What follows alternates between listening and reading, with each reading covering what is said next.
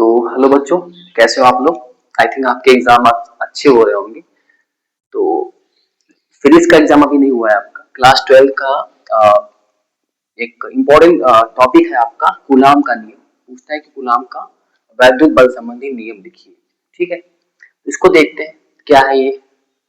तो आपको पता होगा हमारे आवेश जो होते हैं दो प्रकार के होते हैं, एक प्लस यानी कि एक धनावेश होता है, एक ऋणावेश होता है। इन आवेशों के बीच में जो बल लगता है इनको बोलते हैं वैद्युत बल।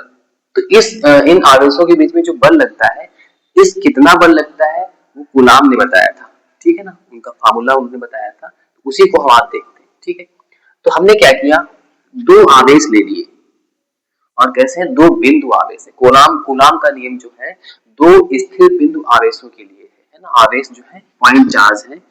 इसका हमने ले लिया कि Q1 आवेश है ना। दूसरा हमने आवेश ले लिया Q2, Q1 Q2। ठीक है, और इन आवेशों के बीच की जो दूरी है उसको हमने मान लिया R है। ये R दूरी पर रखे हुए हैं। ठीक है, R डिस्टेंस पे ये रखे हुए हैं। ओके, अब इन दो आवेशों के बीच में कितना बल लगेगा वो किसने बताया था, कूलाम ने। तो होता क्या है, इन्होंने क्या बताया,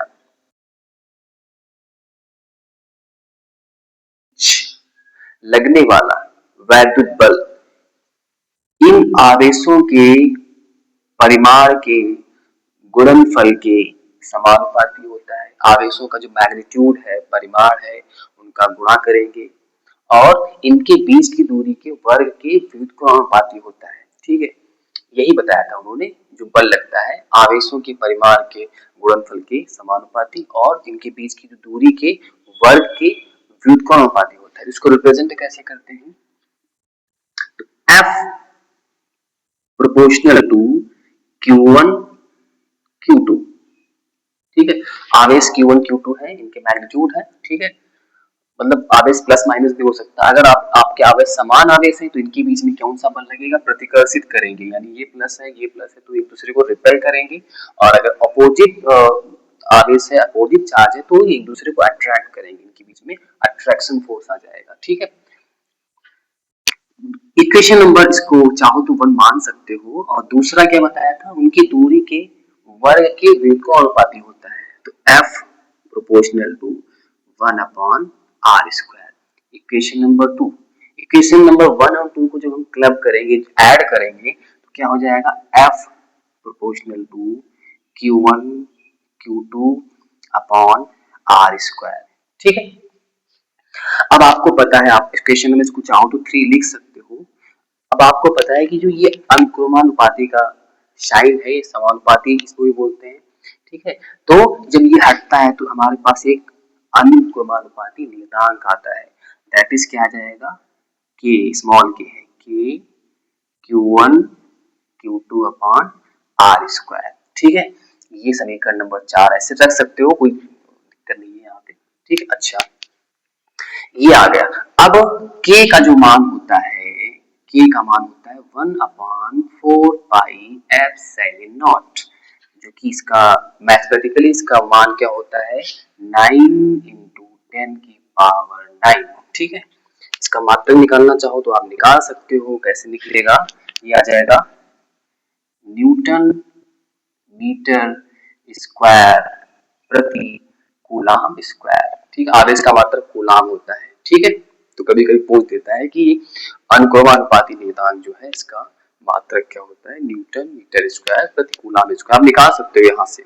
ठीक है, इसको इस तरीके से निकाल सकते हो। यहाँ पे इस तरीके से करोगे तो न्यूटन मीटर स्क्वायर, ये बटे में आ जाएगा, Q1 Q2 तो कूलाम स्क्वायर आ जाएगा। ठीक है, ये आपका आ गया। ओके, अब हम क्या करेंगे, अब हमारा फॉर्मूला क्या बनेगा, F बराबर हो जाएगा, जहां K है वहां पे क्या रख देंगे, 1 अपॉन 4 पाई एप्सिलॉन नॉट और Q1 Q2 upon r square.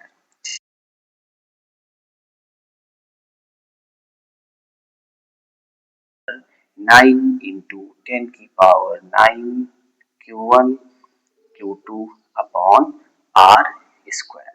ठीक है, क्लियर। तो यही आपका क्या है, कूलाम का नियम है। ठीक है, तो थ्योरी में आप क्या लिखोगे, दो स्थिर बिंदु आवेशों के बीच लगने वाला वैद्युत बल आवेशों के परिमाण के गुणनफल के समानुपाती तथा उन आवेशों के बीच की दूरी के वर्ग के व्युत्क्रमानुपाती होता है। ठीक है, यही हमारा कूलाम का नियम है। और ये आपका क्या है, अनुक्रमानुपाती नियतांक है। इसका मान क्या होता है, 1/4πε0। इसका मान क्या होता है, मैथमेटिकली क्या होता है, अंकों में 9 × 10⁹ न्यूटन मीटर स्क्वायर प्रति कूलम स्क्वायर। ठीक है, तो अगर आपको वीडियो अच्छा लगा है तो आप इसको लाइक कर सकते हो, अपने दोस्तों को शेयर कर सकते हो अगर आपने पहली बार देख रहे हो। ठीक है, थैंक यू फॉर वॉचिंग।